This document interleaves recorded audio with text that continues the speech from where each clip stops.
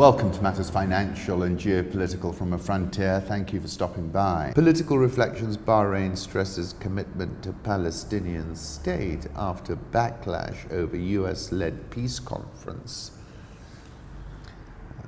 I don't think they got any commitment to a Palestinian state. President Widodo secures victory in election with challenges ahead. President Joko Widodo won the election by a margin of 55.5% of the vote, while his rival, ex-General Prabowo Subianto, got 44.5%, but it's been met with rioting.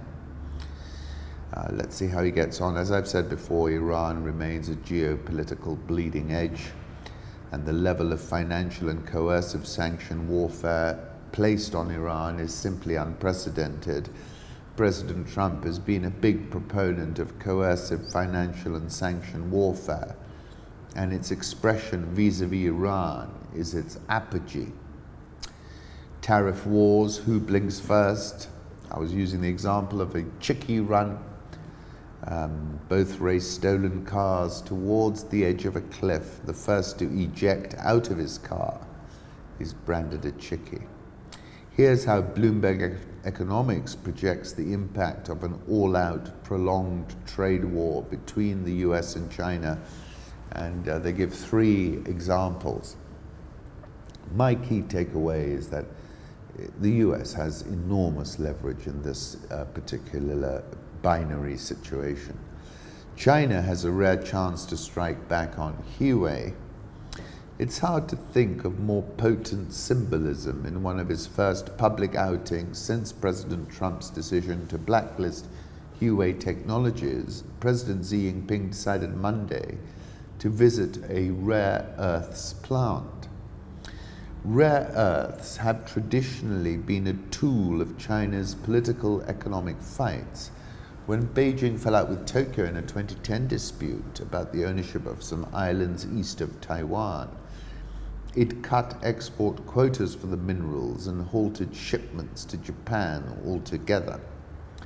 That was a potentially powerful weapon. China accounted for around 97% of global production, leaving Japan at the mercy of Beijing's custom officials, and more to the point, their bosses.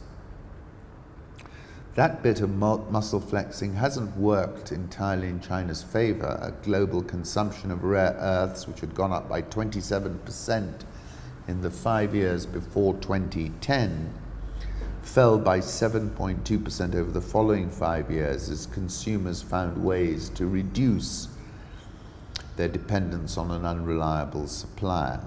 Glencore and its dominance of processing capacity, China produces about 80% of the world's cobalt chemicals. Battery-grade nickel is heading the same way.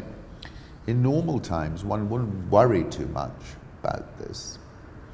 As with rare earths and in the 1970s crude oil, any attempt to subject vital commodities to political control is likely to lead to demand destruction and efforts by consumers to diversify supply sources.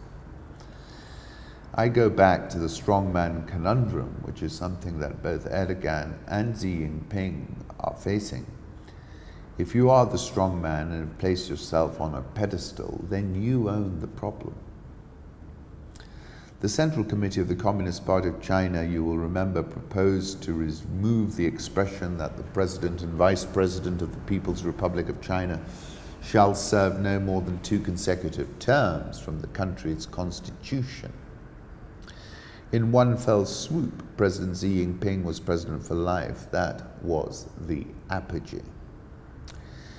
I said the incident with the USS Decatur is surely a precursor, and that emerging and frontier markets are shivering as they start to factor in the China emerging and frontier markets, throw Germany into that feedback loop phenomenon. If China sneezes, I said, a whole lot of countries are going to get a very serious bout of influenza. Interestingly, in our case, we're relatively immune to this phenomenon because China is not a big taker, avocado hopes aside, of our exports.